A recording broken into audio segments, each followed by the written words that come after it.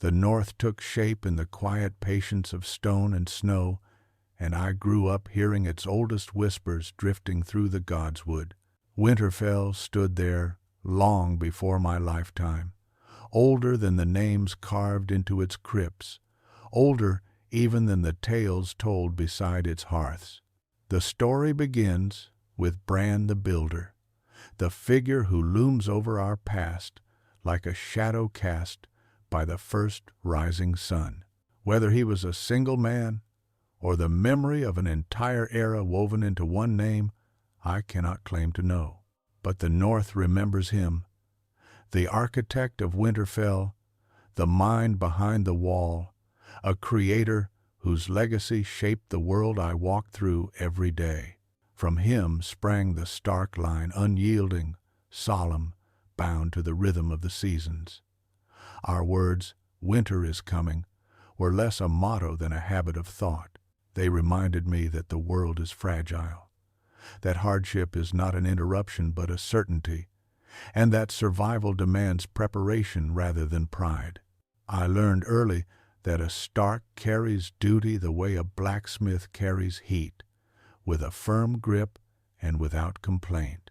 The West, in contrast, lived in the warmth of sunlight glinting off gold-veined mountains.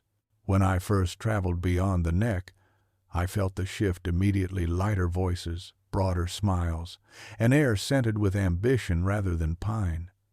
Their story began with another legend, Lann the Clever. While Bran built with labor and stone, Lann built with wit. He slipped into Casterly Rock not by sword or siege, but by trickery so elegant that even centuries later people recited it with admiration rather than accusation. Some claimed he used riddles, others illusions, others still the vanity of those he outsmarted. What remains constant is this: he took a fortress no army could breach, and birthed a dynasty from the echo of his laughter. From him came the Lannisters, radiant, wealthy, bold. Their golden lion roared from banners stretched across the Westerlands, embodied by their unofficial promise: a Lannister always pays his debts. They lived not under threat of winter, but under the certainty of power, and power shaped them as cold shaped us. Growing older, I realized that these two houses, my own of ice and the other of gold, were forged from opposite elements. Where the North demanded endurance, the West rewarded confidence. Where we guarded traditions, they sculpted opportunity.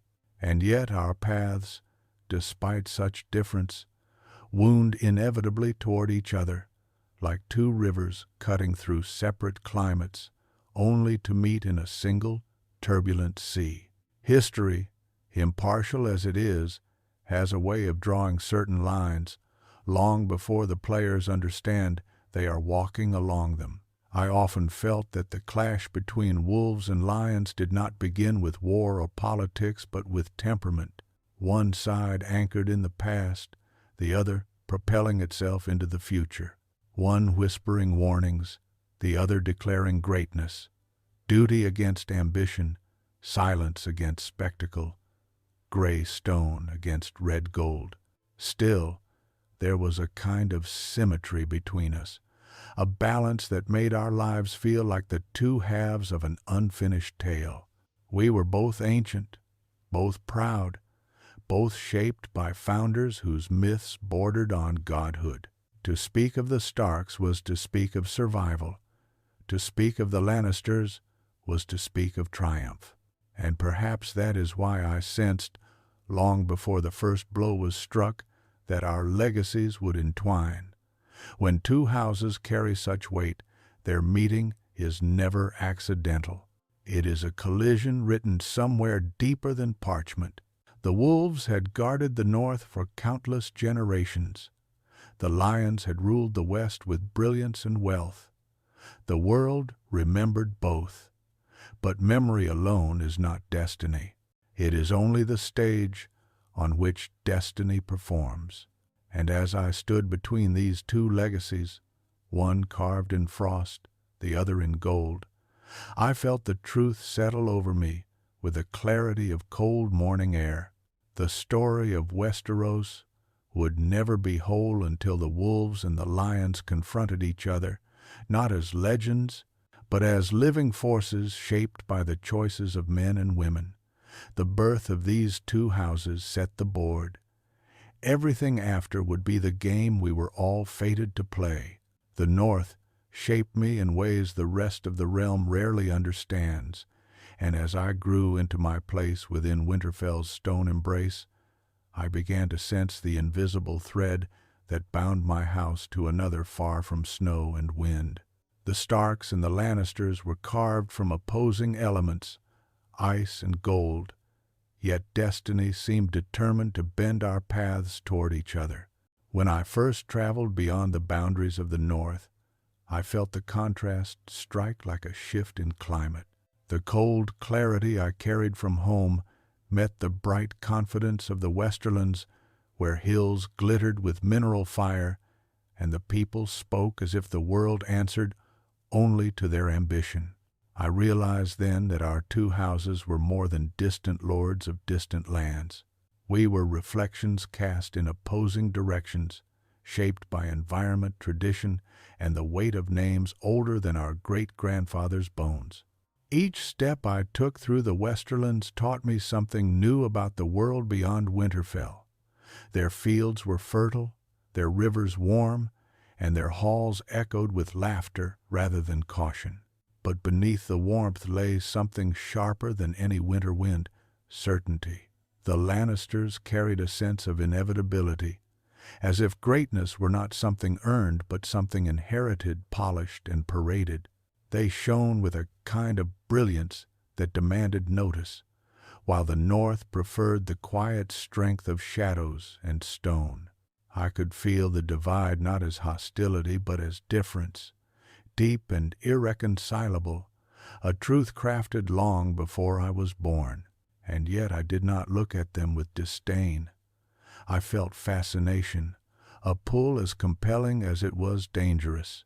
While we Starks were taught the value of restraint, of thought before action, the Lannisters moved with the assurance of people who believed the world would always make room for them.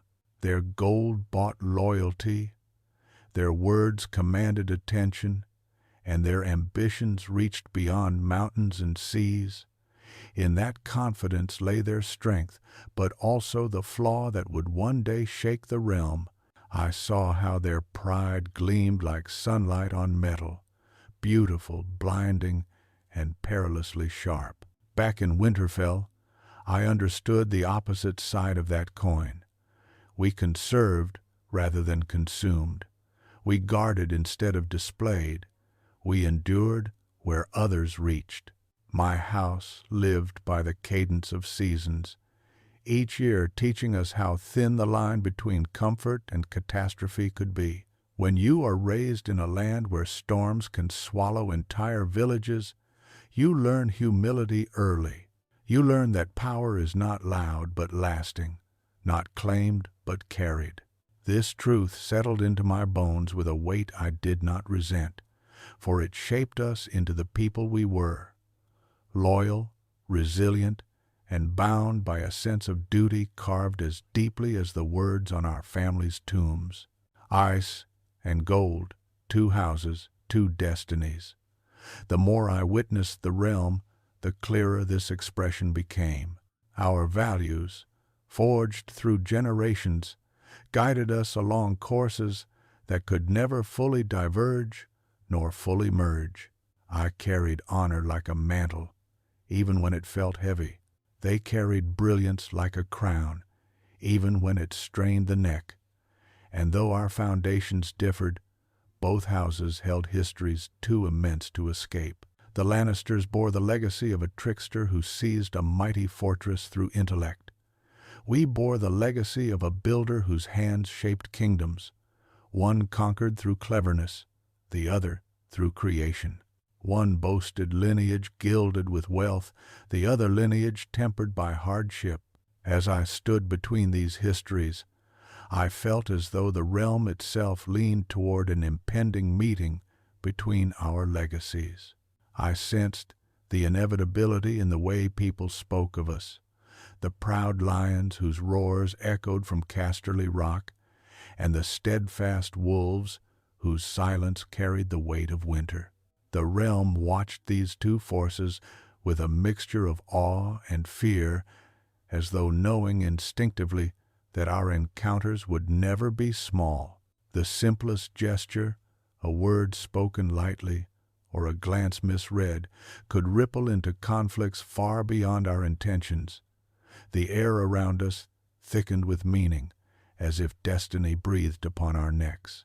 What struck me most was how neither house could escape the stories told about us.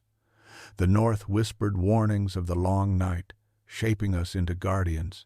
The West whispered promises of prosperity, shaping them into rulers. One nurtured caution, the other ambition. If ice preserves and gold dazzles, then our legacies preserved memory, while theirs dazzled the world. But under those differences lay something we both shared, the burden of expectation. A Stark is expected to be honorable. A Lannister is expected to be formidable. These expectations follow us like shadows, guiding our steps even when we believe we choose our own path. I learned over time that destiny rarely announces itself. It creeps in through opportunities, misunderstandings, alliances, and secrets. When our houses began weaving into each other's affairs, the realm stirred with anticipation. I could feel it long before war or tragedy arrived, an underlying current pulling ice and gold toward collision, not out of malice, but out of contrast. Two great houses, too different to coexist in peace, yet too influential to ignore each other. The truth dawned on me slowly. Our destinies were not simply parallel lines, but opposing forces drawn together by circumstance. Ice is strongest in the cold, gold is brightest in the sun. When brought close, one contracts, the other expands, and the tension becomes inevitable. We were never meant to live in each other's shadows. We were meant to challenge the realm's balance, to reveal its fragility, to expose the cost of pride and the weight of duty. In those early years, when I first sensed the shape of things to come, I did not foresee the tragedies or triumphs that would follow. But I understood this much: ice and gold cannot touch without consequence. And as the world shifted around us, as alliances formed and secrets deepened, I felt the realm hold its breath.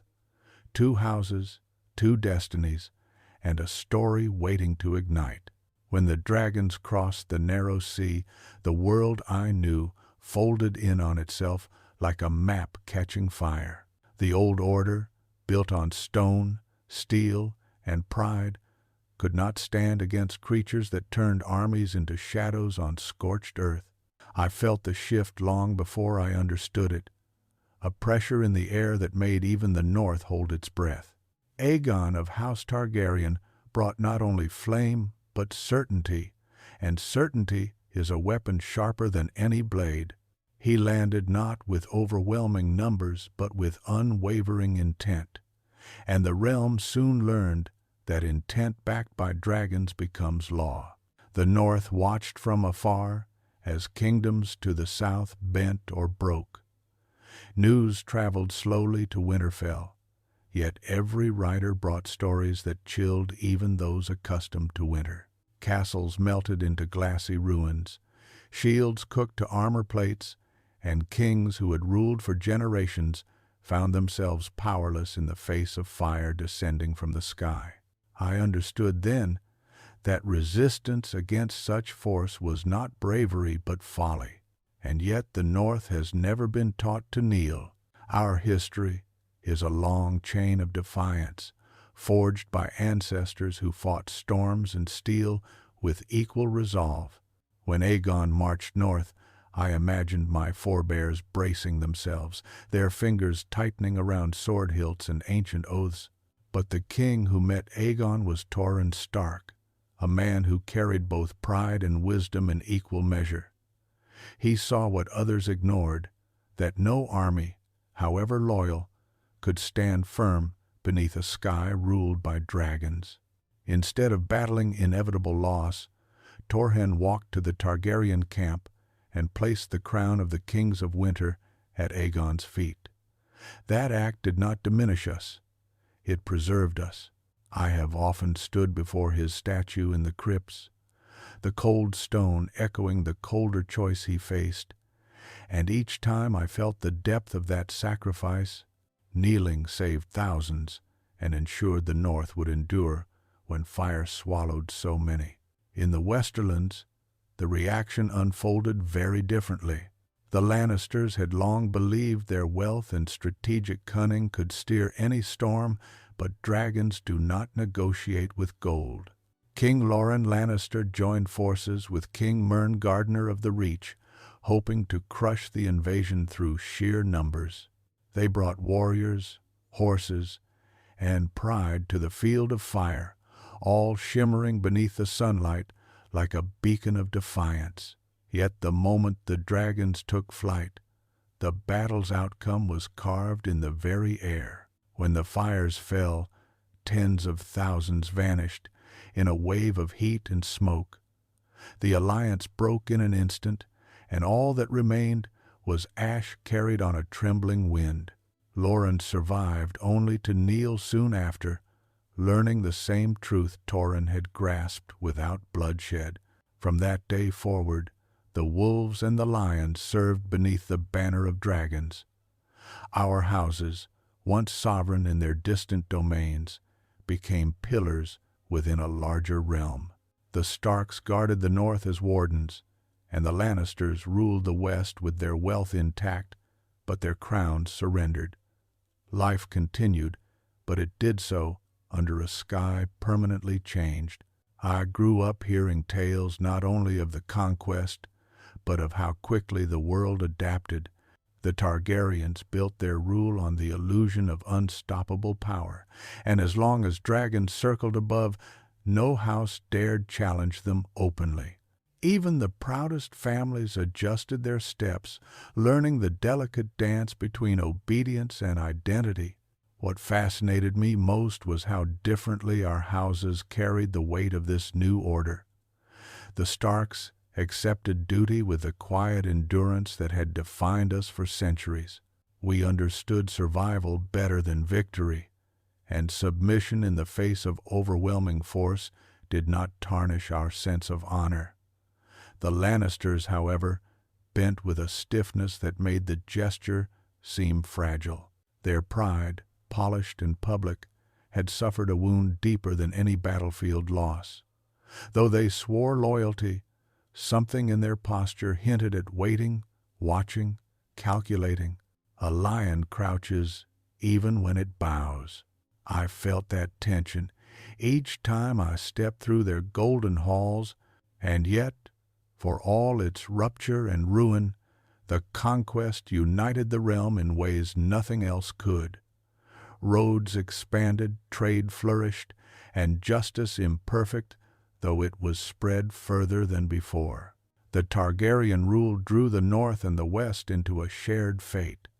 I walked through courts where Stark wolves and Lannister lions stood in the same assemblies, forced into cooperation by a dynasty they did not choose. The dragons forged a kind of uneasy peace, one bound not by trust but by necessity, and necessity shapes men more strongly than allegiance ever can. Even as I recount these memories, I feel the undercurrent that pulsed beneath that era. Dragons imposed order, but they also created imbalance. When one force dominates completely, resentment begins its slow, invisible carving through the hearts of those who kneel. I saw it in whispered conversations, in sidelong glances, in the way some lords spoke the Targaryen name with admiration and others with the faintest bitterness. Wolves and lions, long accustomed to ruling their own territories, had been reminded that even the most ancient bloodlines can be humbled. That reminder lingered like a bruise faded over time, but never truly gone. Years later, when dragons vanished from the world, so too did the fear that bound the realm in obedience. Without fire above, ambition returned below. I often wonder if the Targaryens understood this truth, that power grounded in awe must be maintained, for the moment awe fades, the world begins to reshape itself. And shape itself it did, through alliances, rivalries, and choices that would eventually pull the wolves and the lions onto a collision path none of us could escape. But in the era of conquest, we learned the lesson that destiny sometimes arrives not through decisions but through forces beyond mortal hands. Dragons bent our world, and we adapted because to resist was to be erased. And as the years unfolded, I realized that the greatest impact of that conquest was not the crowns lost or the lands burned. It was the understanding etched into our histories that even houses born of ice or molded in gold must bow when fire reigns overhead.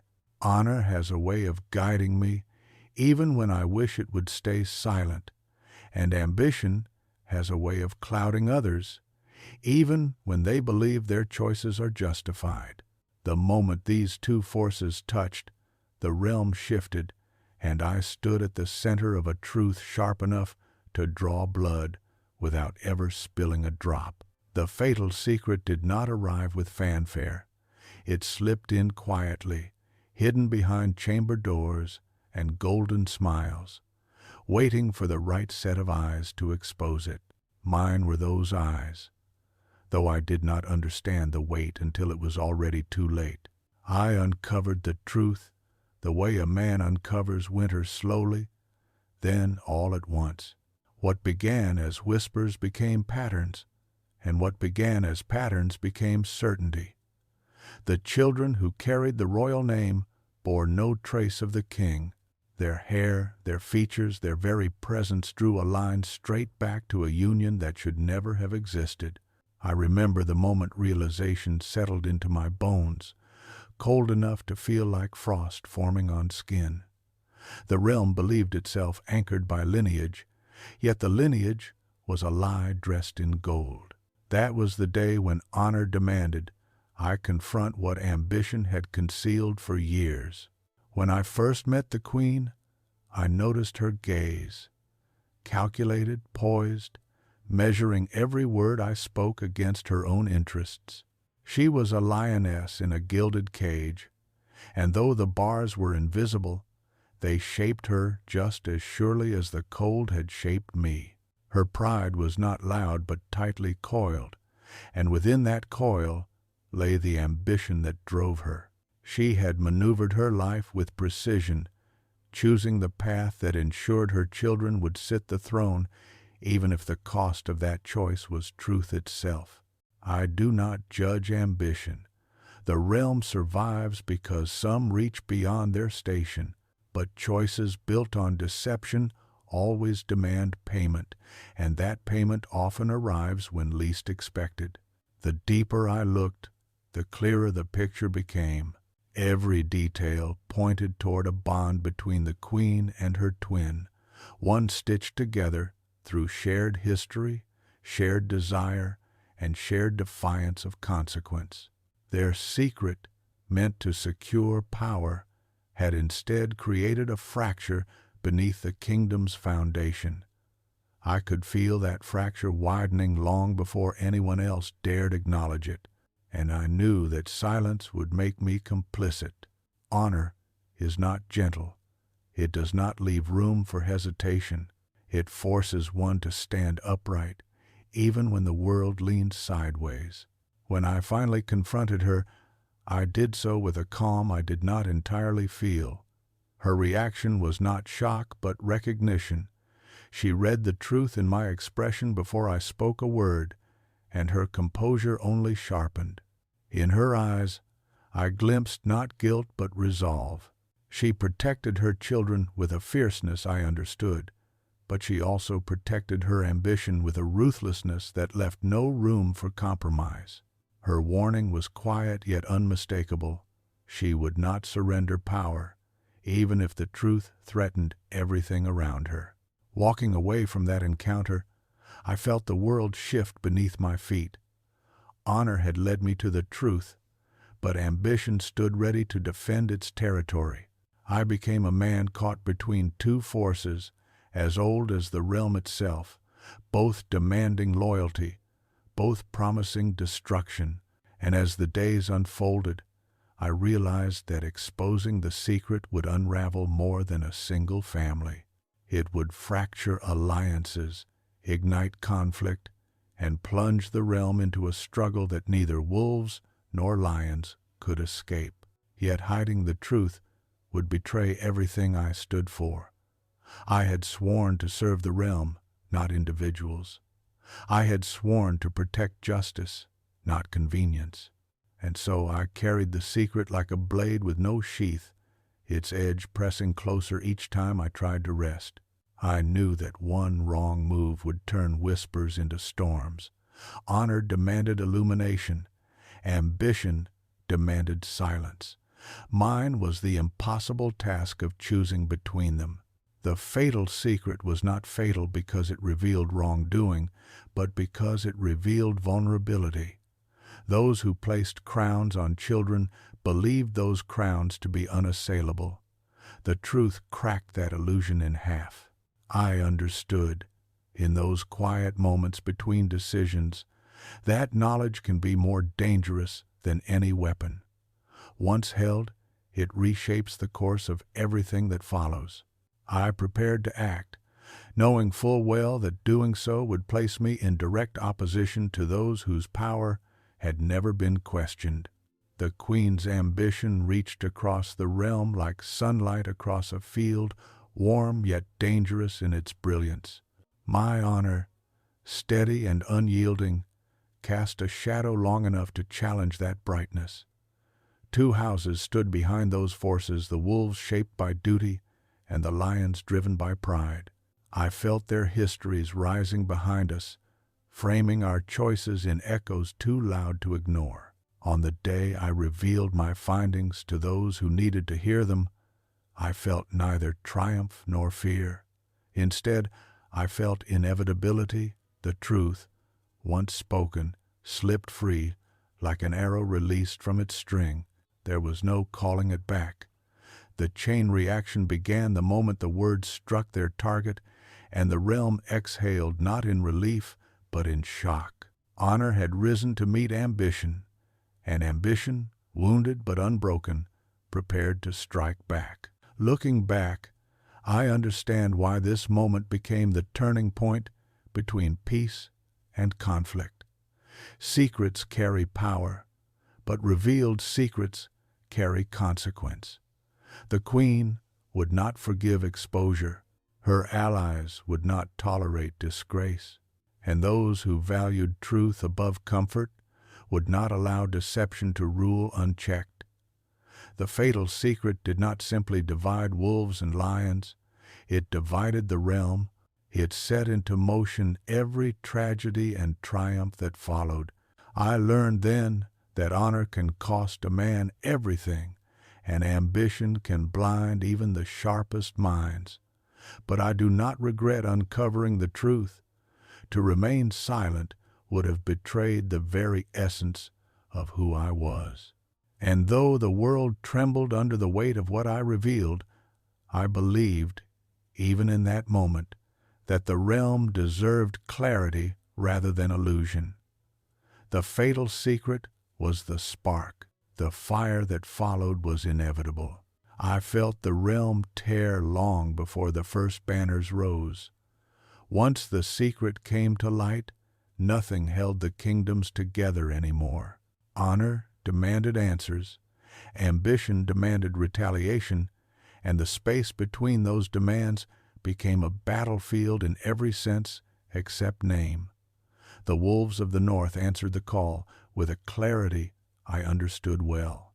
We do not rush into conflict, but once committed, We carry the weight of our oath as if carved into our bones. When my family gathered beneath the sigil of the direwolf and marched south, they carried more than swords. They carried grief, betrayal, and a determination sharpened by the knowledge that truth had cost us too much to remain silent. The lions answered differently. Their banners rose not out of unity but necessity. The Lannisters had always projected confidence, yet I sensed the tremor beneath their pride as events spiraled beyond their control. They clung to influence the way a drowning man clings to driftwood, refusing to let go even when the sea shifted around them. In their halls I heard murmurs of strategy disguised as reassurance, promises wrapped in certainty, and ambitions dressed as duty. They prepared to defend their legacy with the same fervor the North brought to avenging ours, and I knew then that reconciliation would never again be possible.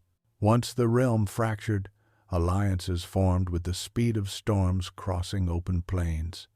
I watched houses weigh their loyalties like merchants weighing gold, their choices reflecting fear more than faith. Some aligned with my kin out of trust in our honor.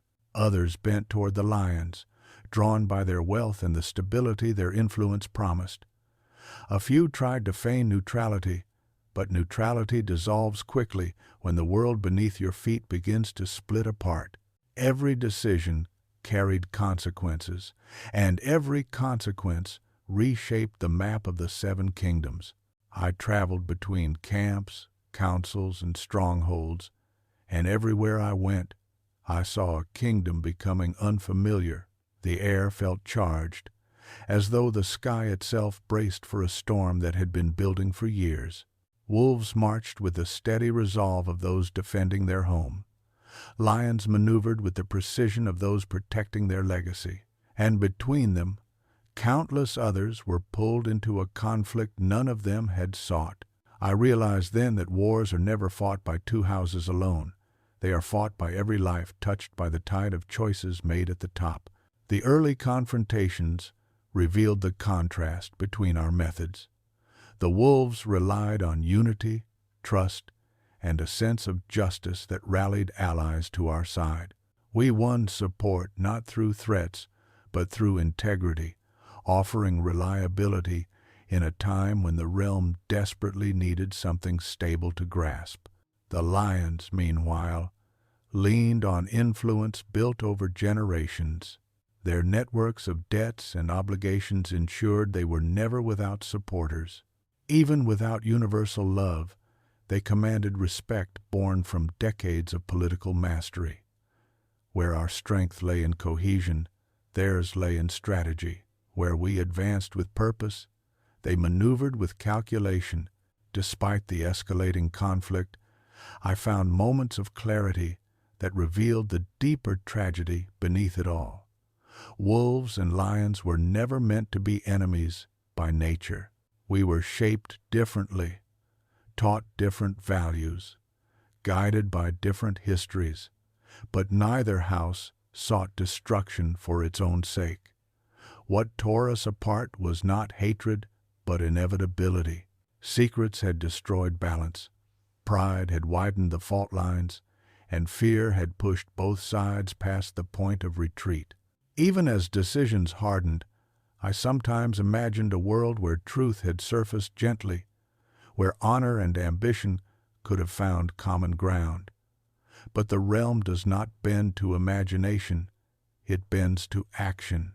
The more the war unfolded, the more I recognized that neither side fully controlled the forces pulling them forward. Leaders were pushed by the expectations of their people, by advisors whispering caution or fire, by ancient grudges resurfacing under pressure.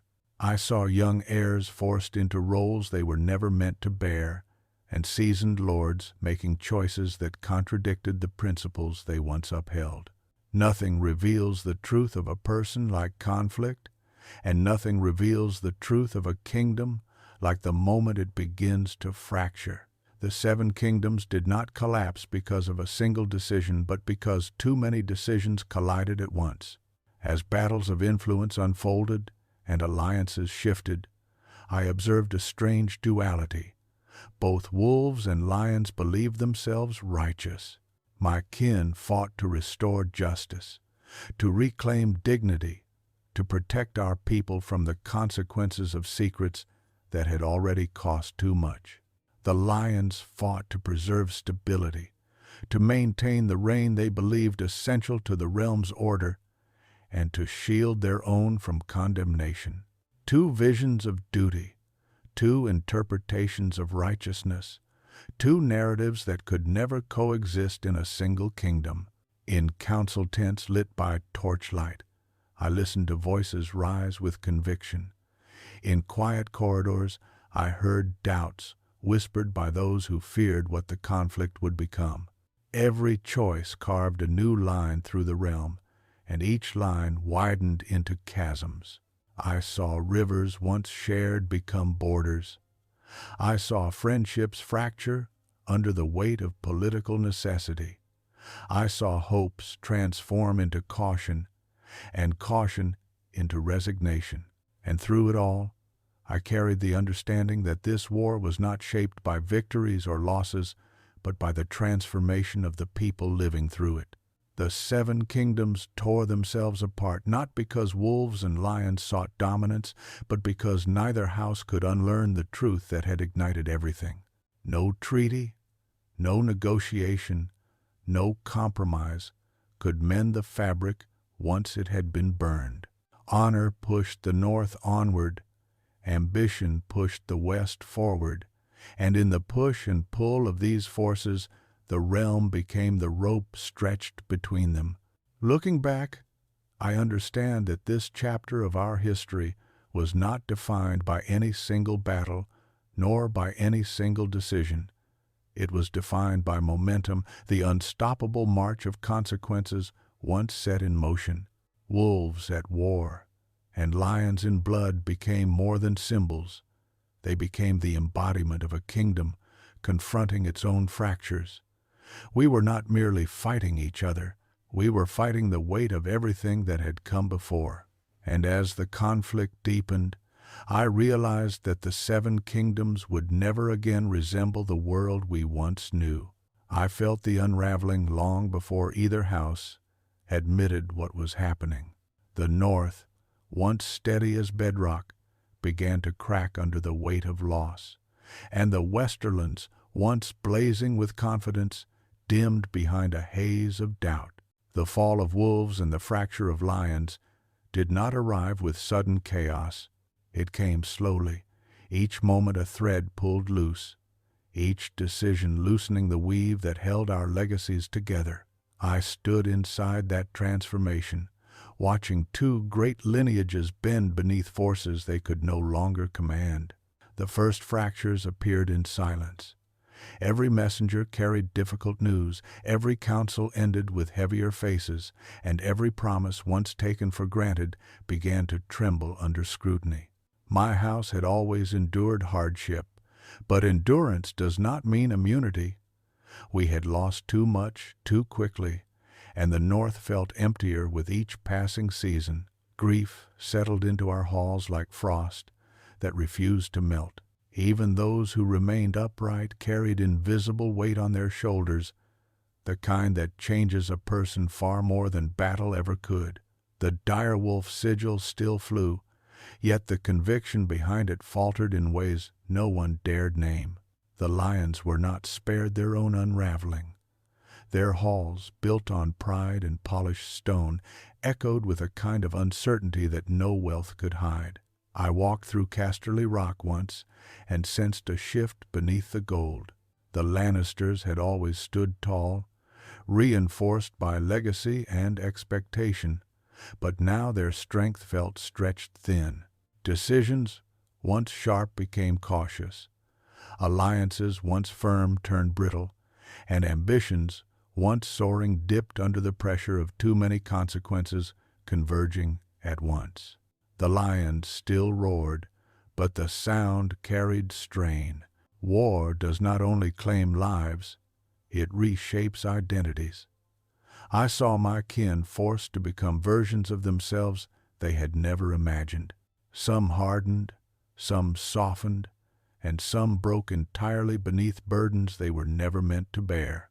I watched friends step into roles carved by necessity rather than choice, and even the strongest of us carried doubts we never admitted aloud.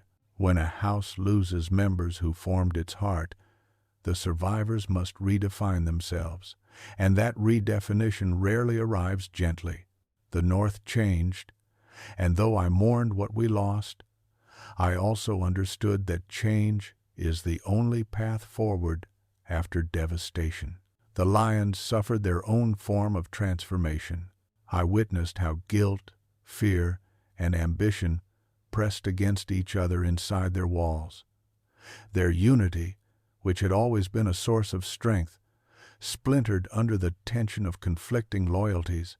Some sought redemption, others sought control, and a few simply tried to survive the tide of shifting power.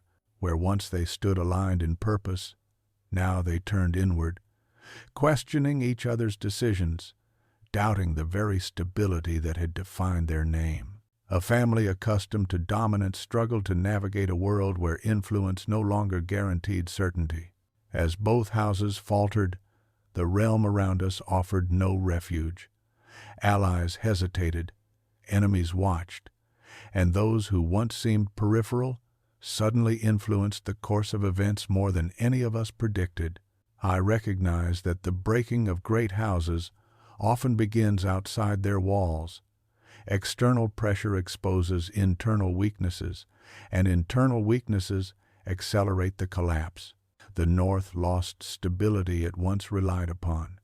The West lost confidence it once displayed as effortlessly as breath. And through that dual unraveling, the Seven Kingdoms shifted into a landscape neither house could fully comprehend. Through every moment of fracture, I learned that downfall is rarely a single event.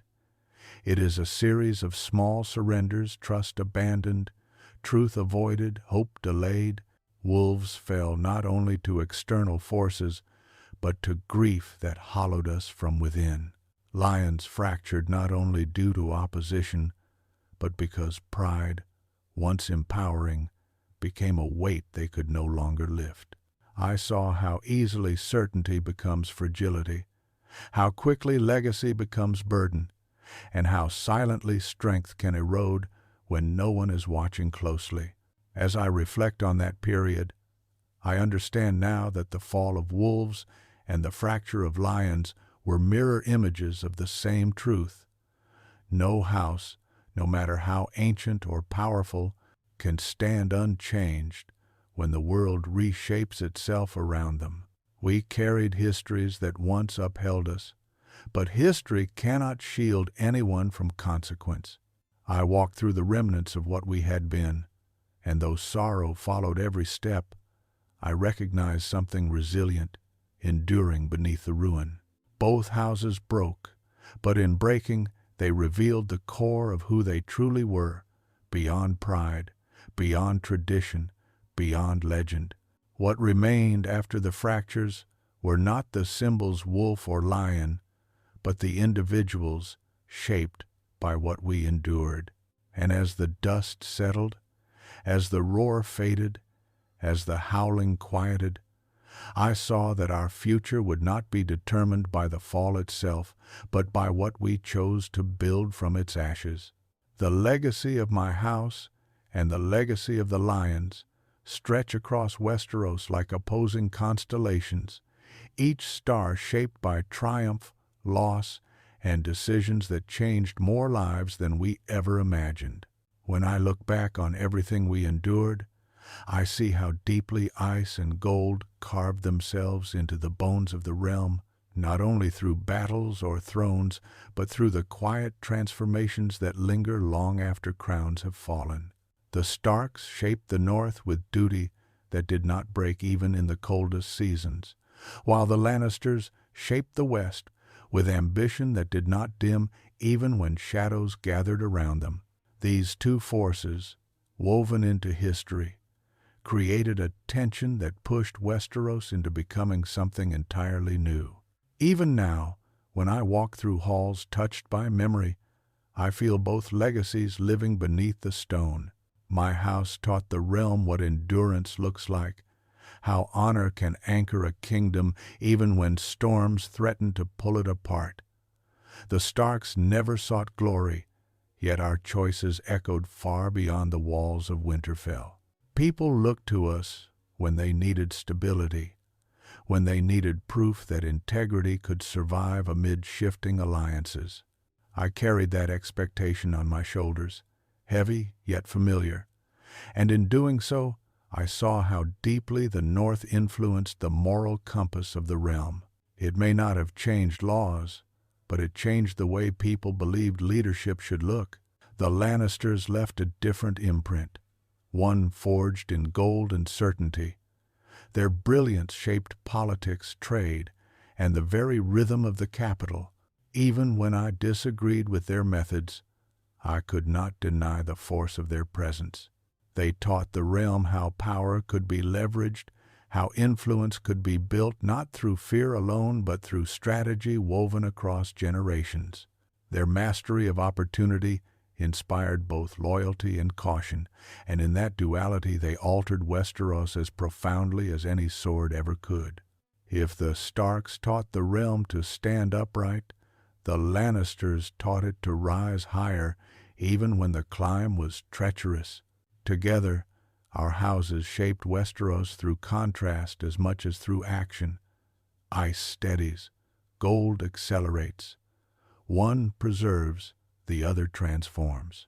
When these forces collided, the realm was forced to confront truths it had long ignored, truths about succession, justice, leadership, and the cost of ambition left unchecked. In the aftermath of those revelations, nothing could remain as it once was. I watched alliances shift, traditions crumble, and new paths emerge where the old ones had collapsed. Though the conflict wounded us, it also revealed what the realm needed in order to grow, and growth rarely arrives gently. As time passed, I began to understand that the legacy of ice and gold was not defined by the battles we fought or the crowns contested. It was defined by resilience. Both houses endured beyond the breaking, beyond the betrayal, beyond the losses that could have erased us entirely. The Starks rebuilt, not because victory was guaranteed, but because rebuilding was in our nature. The Lannisters persisted, not because the realm favored them, but because persistence had always been the flame guiding their steps. That tenacity, reflected in two different forms, taught Westeros that identity is not erased by hardship. It is revealed by it. When I speak of legacy now, I do not speak of walls or thrones. I speak of influence that reached into the hearts of those who lived through our turmoil. I saw Northerners embrace strength not defined by weapons but by loyalty. I saw Western lords adopt caution shaped by lessons learned at great cost. I saw smaller houses rise, inspired by the knowledge that even the greatest families can falter, and therefore anyone can contribute to the realm's future. Ice and gold reshaped the map of expectation. We taught Westeros that power must be earned, protected, questioned, and sometimes relinquished. Looking back, I recognize that neither house emerged unchanged. The wolves became wiser, more adaptable, more aware of the world beyond snow and stone. The lions became more tempered, less blinded by their own shine, and more conscious of how fragile influence can be when built solely on reputation. These transformations mattered. They softened edges, deepened understanding, and created space for futures that neither house could have imagined at the height of our conflict. Westeros is a realm built on stories as much as on steel, and our story became one that people repeated not for spectacle but for reflection. They saw in our rise and fall a warning about pride, a lesson about truth, and a reminder that survival demands more than strength. It demands humility. It demands accountability. It demands the courage to face what we become when tested. That is the true legacy of Ice and Gold, not rivalry, but revelation. As I stand now between what was and what will be, I feel neither bitterness nor regret, only clarity. The Starks shaped Westeros by teaching it endurance. The Lannisters shaped Westeros by teaching it ambition. Together, we forced the realm to confront its own weaknesses and potential. And though our houses bore scars that may never fully heal, the world forged from those scars is stronger, sharper, and more aware of what leadership truly costs. Ice endures, gold transforms, and Westeros, caught between the two, learned at last how to become something more than the sum of its banners.